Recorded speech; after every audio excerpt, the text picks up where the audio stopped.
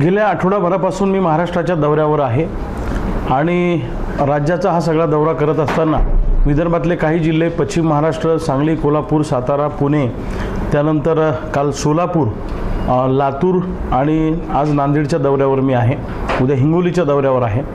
महाराष्ट्रातल्या शेतकऱ्यांसाठी सरकारनं जी काही अहिल्यादेवी होळकर कर्जमुक्ती योजना आणली, या योजनेमध्ये मोठ्या प्रमाणामध्ये त्रुटी आहेत आणि या योजनेमुळं 56 लाख शेतकऱ्यांचं सिबिल खराब होणार आहे. सरकारने असं म्हटलं की मुद्दल सरकार देणार आणि व्याज मात्र बँकांनी राईट ऑफ करायचं, सोडून द्यायचं, अशा पद्धतीचे निर्देश सरकारने दिलेले आहेत. पण बँका मात्र वरचे पैसे भरण्यासाठी शेतकऱ्यांकडे तगादा लावत आहे. आमचं एकच म्हणणं आहे की तुम्ही म्हटलं होतं की 2 लाखापर्यंत आम्ही सरसकट कर्जमाफी देऊ, तर जो दिलेला शब्द तुम्ही पाळला पाहिजे. आता वरचं व्याज बँका राईट ऑफ करणार म्हणजे सोडून देणार, म्हणजे त्या शेतकऱ्याच्या खात्यामध्ये समझोता हा शब्द येणार आणि त्याचं सिबिल खराब होणार. म्हणजे त्या शेतकऱ्याला एज्युकेशन लोन घेता येणार नाही, त्याला व्यापारी लोन घेता येणार नाही, पीक कर्जाशिवाय त्या शेतकऱ्याला कोणत्याही प्रकारचं लोन घेता येणार नाही. मग तुम्हाला कर्जमाफी करायची होती का शेतकऱ्यांचं सिबिल खराब करून शेतकऱ्यांचं मार्केटमधलं क्रेडिट संपून टाकायचं होतं, शेतकऱ्यांची पत संपून टाकायची होती? छुपा अजेंडा सरकारने याच्या पाठीमागे केलेला आहे. 16 लाख कोटींचं केंद्र सरकारने उद्योगपतींचं कर्ज माफ केलं, तेव्हा हा निकष का नाही लावला? आत्ता शेतकऱ्यांसाठी हा निकष का लावला? आणि शेतकऱ्यांना पैसे द्यायचे असले तर तुम्ही तिजोरीत पैसा नाही असं म्हणता, तिजोरीत खणखणाट आहे असं म्हणता. मग तिजोरीत खणखणाट आहे तर पुढचे 4 वर्ष 3 वर्ष एकाही आमदारांनी पगार घेऊ नये, त्यांनी सरकारी कुठलाही खर्च त्याच्यावर आमदारांवर करू नका, मंत्र्यांवर करू नका. कशाला खर्च करता? माजी आमदारांचे पगार थांबवा ना काही काळ, कलेक्टरांनी सचिवांचे पगार थांबवा काही काळ, अर्ध्या पगारावर आणा, 25% पगारावर आणा सुपर क्लास 1 अधिकाऱ्यांना. चाललंय काय? म्हणजे तिजोरीत पैसा नाही म्हणून शेतकऱ्याला कर्जमाफी द्यायची नाही. मग 1 लाख कोटीचा शक्तीपीठ महामार्ग करण्यासाठी तुमच्याकडे पैसा आला कुठून? हाही खऱ्या अर्थानं प्रश्न आहे. कोणी शक्तीपीठ महामार्ग मागितला होता का? मोर्चा निघाला होता का? कोणी मागणी केली होती? कोणी उपोषणाला बसलं होतं? अरे जे शेतकऱ्यांनी मागितलंय ते तुम्ही द्यायला तयार नाही आणि बळजबरी शक्तीपीठ महामार्ग आमच्या मस्तकी मारताय. शक्तीपीठ महामार्गाच्या माध्यमातून 1 लाख कोटीचा तो शक्तीपीठ महामार्ग आहे, तो होईपर्यंत तो 1.5 लाख 2 लाख कोटीपर्यंत जाईल. त्याच्यात 50% रकमेवर डल्ला हाणायचा आणि ती रक्कम लोकसभेच्या निवडणुकीमध्ये निधी म्हणून वापरायची, पैसे वाटायचे. असा याच्या पाठीमागचा अजेंडा आहे सरकारमधल्या लोकांचा. हे प्रोजेक्ट काय सामान्य लोकांच्या भल्यासाठी थोडीच असतात. हे प्रोजेक्ट सत्ताधारी पक्षाच्या लोकांना फंड उभा करण्याचं एक साधन आहे, त्याच्यातनं पैसा हाणता येतो, तो कोणाच्या लक्षात येत नाही. म्हणजे सामान्य माणसाच्या खिशावर दरोडा घालण्याचं काम हे सरकार त्या ठिकाणी करत आहे. आमचं म्हणणं आहे शक्तीपीठ महामार्ग थांबवा. समृद्धी महामार्ग झाला, मुंबईला जायचं आमचं 2 तासाचं अंतर कमी झालं. 11 तास लागत होते, 9 तासात आम्ही जातो. 10 तास लागत होते, 8 तासात जातो, 7 तासात जातो. इतकंच झालं ना. शेतकऱ्यांचं एक्सपोर्ट किती वाढलं, शेतकऱ्यांच्या जमिनी गेल्या, शेतकऱ्यांचा शेतमाल किती निर्यात होतो. कोणत्या बंदरावर आमचा शेतमाल चालला? अजिबात नाही. एका बाजूला सोयाबीनमध्ये लुटायचं, कापसात लुटायचं, बोगस बियाणं मार्केटमध्ये आणायचं. तुमच्या नांदेड जिल्ह्यामध्ये आणि हिंगोली जिल्ह्यामध्ये मोठ्या प्रमाणामध्ये आंध्र प्रदेश आणि तामिळनाडूतून बोगस कंपन्या काम करत आहेत. बोगस सीड्स कंपन्या या भागामध्ये मोठ्या प्रमाणात आहेत बाउंड्री असल्यामुळे. आणि PGR नावाचा जो ॲटम आहे, प्लॅन्ट ग्रोथ रेग्युलेटर, म्हणजे पिकाच्या वाढीसाठी जे जैविक टॉनिक असतं त्यात पाणी विकलं जातं. हिंगोली जिल्ह्यात 750 कंपन्या आहेत, तुमच्या जिल्ह्यात सुद्धा 700-800 कंपन्या आहेत. या बोगस कंपन्या कुणाच्या आशीर्वादानं चालत आहेत? या सीड्स कंपन्यांकडून आणि या पेस्टिसाइड कंपन्याकडून मोठ्या प्रमाणामध्ये फंड घेतला जातो, हप्ते घेतले जातात आणि शेकडो कोटींची उलाढाल कृषी खात्यामार्फत केली जाते आणि यांना अभय दिलं जातं. म्हणून आमचं म्हणणं आहे की 1966चा जो सीड ॲक्ट आहे, त्या सीड ॲक्टमध्ये बदल करा आणि कठोर शिक्षेची तरतूद करा. ज्यांनी बोगस बियाणं शेतकऱ्याला विकलं त्याला जन्मठेपेची शिक्षा लागली पाहिजे, त्याची दिंड निघाली पाहिजे मार्केटमधून, कारण त्यांनी सामान्य माणसाच्या जीवनाशी खेळ करण्याचं काम केलेलं आहे. हे सगळं चाललं कसं? एका सिनेमातला डायलॉग आहे, जर पोलिसांनी ठरवलं तर मंदिरासमोरची चप्पल पण चोरीला जाऊ शकत नाही. सरकारने ठरवलं तर बोगस बियाणाचा एकही दाणा मार्केटमध्ये येऊ शकत नाही. पण सरकारचं या कंपन्यांना अभय आहे, सरकारमधल्या लोकांचं अभय आहे. मी पुढच्या आठवड्यामध्ये कोणते कोणते कृषी विभागाचे राज्य पातळीपासून खालच्या पातळीपर्यंत कोणते कोणते अधिकाऱ्यांचे किती किती हप्ते ठरलेले आहेत हे मी पुराव्यासहित सांगणार आहे. पुण्यात येऊन दाखवतो गंमत त्यांना काय आहे ते. महाराष्ट्रातल्या शेतकऱ्यांच्या पुत्रांची ताकद काय एकदा दाखवून देऊ. जसं दिल्लीमध्ये आमच्या जेनझीनी विद्यार्थ्यांनी हिटलरशाही करणाऱ्या केंद्र सरकारला झुकवलं, रोज रात्री 1:30-2 वाजता यांना व्हिडिओ करावे लागतात, तसं शेतकरी पुत्रांची ताकद काय असते हे आम्ही यांना दाखवून देऊ. या सरकारला सुद्धा झुकायला आम्ही भाग पाडू. आमची मागणी एकच आहे की येणाऱ्या काळामध्ये सोयाबीनला उत्पादन खर्चावर आधारित भाव मिळाला पाहिजे, कापसाला चांगला भाव मिळाला पाहिजे, ऊसाची एक रकमी FRP आणि त्याच्यात वरतून 500 रुपये अजून दुसरा हप्ता शेतकऱ्यांना मिळाला पाहिजे. त्याचबरोबरीने दुधाचे दर वाढले पाहिजे, कांद्याचा प्रश्न सुटला पाहिजे. या सगळ्या विविध पिकांच्या शेतकऱ्यांसाठी एक व्यापक जनआंदोलन या महाराष्ट्रामध्ये कसं उभं राहील या दृष्टीनं आमचा सगळा हा दौरा सुरू आहे. आम्ही वेगळ्या शेतकरी नेत्यांशी बोलतोय, चळवळीतल्या कार्यकर्त्यांशी बोलतोय, तरुणांशी बोलतोय. निश्चितपणे प्रचंड राग शेतकऱ्यांच्या मनामध्ये आहे. एका विद्यार्थिनीने, अतिशय छोट्या विद्यार्थिनीने मोदींना शिव्या घातल्या, तर मोदींनी रात्री 2 वाजता व्हिडिओ केला. आपण सगळ्यात जास्त शिव्या केंद्र सरकारला आणि राज्य सरकारला तर शेतकरी घालतायत.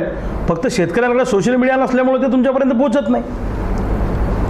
शेतकऱ्याच्या बायका सगळ्यात जास्त शिव्या घालतात यांना. यांच्यापर्यंत जर तुम्ही कॅमेरा घेऊन गेले तुमचे मीडियाचे, तर सगळ्यात जास्त घाणेरड्या शिव्या यांना पडतील. त्या शिव्यांचं आम्ही समर्थन करत नाही.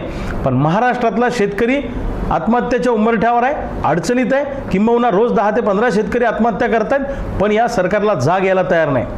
म्हणून आमचं म्हणणं आहे की आता ठोकाठोकीचं आंदोलन हाती घ्यावं लागणार आहे. यांनी बऱ्या बोल्यानं या कर्जमाफीमध्ये सुधारणा केल्या तर ठीक आहे. आम्ही काय मागतोय? ठीक आहे, आम्ही म्हणत होतो सरसकट कर्जमाफी करा. तुम्ही म्हटलं आम्ही 2 लाखापर्यंत करतो. आम्ही तेही कसं बसं आळेबळे ॲग्री केलं, पण ते तुम्ही पूर्ण करा ना. समजा माझ्याकडे 1.5 लाख रुपयाचं कर्ज आहे बँकेचं, तर 1.5 लाख सरकारने भरावे ना. सरकार म्हणतं आम्ही 70,000 भरणार, वरचे पैसे बँका OTSमध्ये सोडून देणार. मग आमचं सिबिल खराब झाल्यावर आम्हाला एज्युकेशन लोन मिळणार नाही, बाकी इतर लोन मिळणार नाही. म्हणून आमचं म्हणणं आहे की पूर्ण पैसे सरकारने भरावेत. आणि तिन्ही कर्जमाफीतून जे लोक सुटले, एक पवार साहेबाच्या काळातली कर्जमाफी, एक फडणवीस साहेबाच्या काळातली कर्जमाफी, एक उद्धव साहेबाच्या काळातली कर्जमाफी, तिन्ही कर्जमाफीतून सुटलेल्या लोकांना या कर्जमाफीमध्ये समाविष्ट करा. ITR भरणारे जे शेतकरी आहेत त्या शेतकऱ्यांना सुद्धा कर्जमाफीचा लाभ द्या. मयत शेतकरी जे आहेत त्यांच्या वारसांना कर्जमाफीचा लाभ द्या. ही पण आमची मागणी आहे.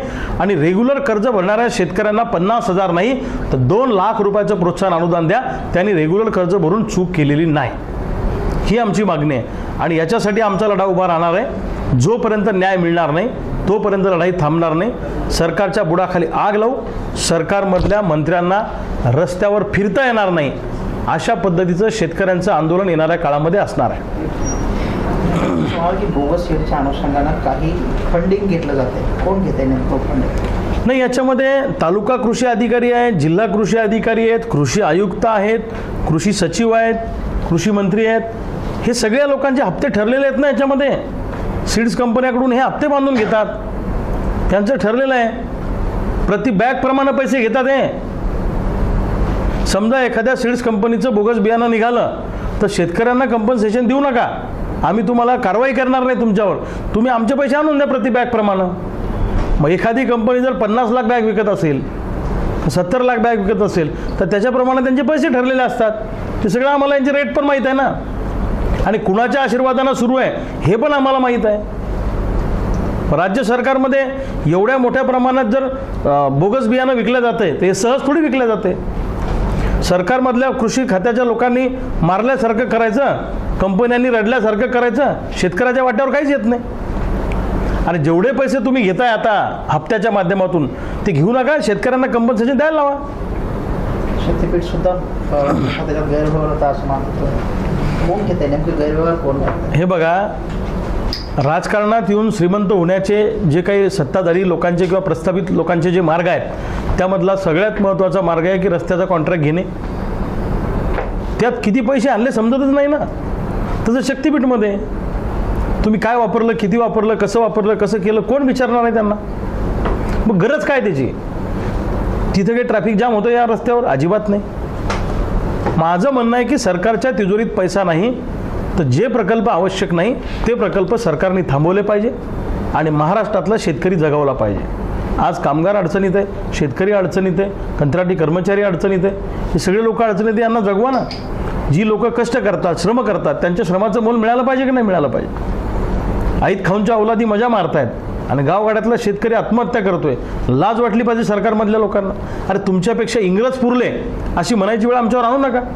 इंग्रज तरी शिक्षा करताना शिस्तीत करत होते. हे आमच्यासारख्या चळवळीतल्या कार्यकर्त्यांवर खोट्या केसेस करतात. आता हे आमचे गजानन कावरखे मराठवाड्याचे अध्यक्ष आहेत क्रांतिकारी शेतकरी संघटनेचे, यांना तडीपारीची नोटीस दिली. 1 वर्षासाठी तडीपार. आंदोलनं करता म्हणून, तुमच्यावर गुन्हे दाखल आहेत म्हणून. अरे आम्ही सामान्य माणसासाठी आंदोलनं करतो, आम्ही रस्ता रोको करतो, आम्ही उपोषण करतो. मग सामान्य माणसाच्या बाबतीत आवाज उठवायचा नाही का? आम्ही तर तडीपारीला घाबरत नाही. पण ज्यांच्यावर बलात्काराचे गुन्हे आहेत ते मंत्र्यांच्या बाजूला येऊन बसतात. ज्यांच्यावर खंडणीचे गुन्हे आहेत ते मंत्र्यांच्या बाजूला येऊन बसतात.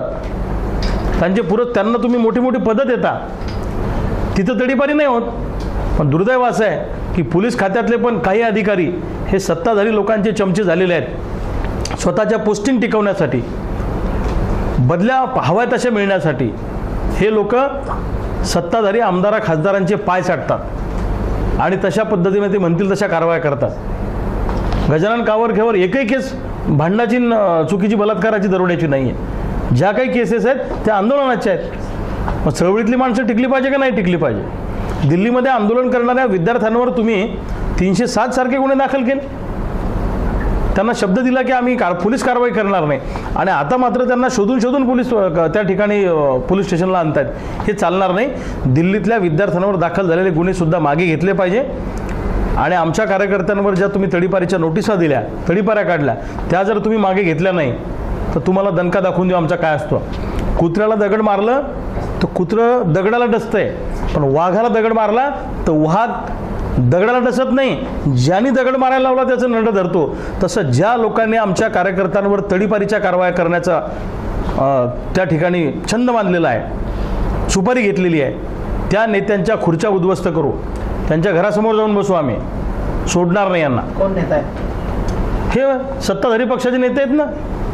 कोण स्पेसिफिक नाव कोण नाही, त्या भागातले सत्ताधारी पक्षाचे नेते आहेत. आता यांच्या भागात ते आमदार आहेत तानाजीराव मुटकुळे भाजपचे, त्यांनी यांची तडीपारी घडून आणली. आम्हाला सांगितलं ना अधिकाऱ्यांनी. आमच्या भागात केंद्रीय मंत्री प्रतापराव जाधव आहेत. सत्तेचा दुरुपयोग करून आमच्या जिल्हाध्यक्षाला 9 जिल्ह्यातून तडीपार केलं. डॉक्टर ज्ञानेश्वर टाळलेला 9 जिल्ह्यातून. का तर आम्ही त्यांच्या विरोधात बोलतो, त्यांच्यावर प्रश्न विचारतो, तुम्ही काय केलं असं विचारतो म्हणून. ही दादागिरी चालणार नाही. काही झालं हे बघा, तुम्ही काय आयुष्यभर सत्तेत नाही आहे. नरेंद्र मोदींच्या विरोधात व्हिडिओ टाकायची हिंमत कोणी करत नव्हतं. विद्यार्थ्यांनी त्यांना केंद्रीय मंत्र्याचा राजीनामा घ्यायला भाग पाडलं. फॉरेन फंडिंग होते असं म्हणतात. ते चुकीचं आहे हो. कसं आहे, चळवळी करणारे जे लोक असतात ना त्यांच्यावर कायम असे आरोप होत असतात. आम्ही पण एखादी निवडणूक लढली, रस्त्यावर उतरलो की विरोधक काय म्हणतात, हां यांना कुणीतरी उभं केलेलं आहे. अरे मग काय, आम्ही आयुष्यात उभंच राहायचं नाही का? आम्ही निवडणुकात लढायचं नाही का?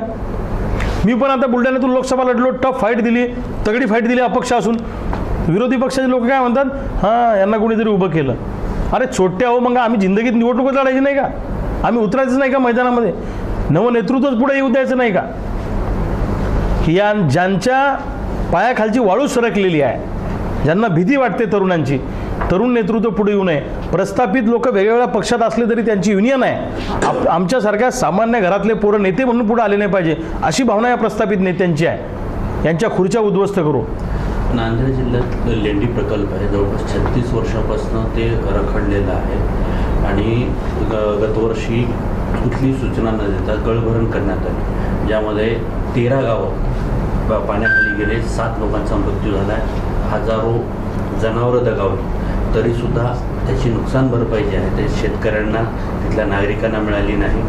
आणि जवळपास 13 गावातल्या शेतकऱ्यांनी हजारो हेक्टर जमीन त्या तलावासाठी दिली. शासन नियम सांगते की कुठलाही प्रकल्प 33 वर्ष जर रखडला तर तो पुन्हा एकदा डिस्ट्रॉय करण्यात यावा, पण त्याची नियमावली इथं पाळल्या जातात. 36 वर्ष पूर्ण होतात. ज्या उद्देशासाठी शेतकऱ्यांच्या जमिनी दिल्या जातात तो विशिष्ट कालावधीमध्ये तो प्रकल्प झाला नाही, तर त्या जमिनी परत दिल्या पाहिजे, हा सरकारचा नियम आहे. त्यामुळं अशा पद्धतीनं जर शेतकऱ्यांवर अन्याय होत असेल तर त्या शेतकऱ्यांच्या पाठीशी क्रांतिकारी शेतकरी संघटना खंबीरपणे उभी आहे. प्रसंगी त्यांच्यासोबत आंदोलनात आम्ही सगळ्यात पुढे उभे राहू.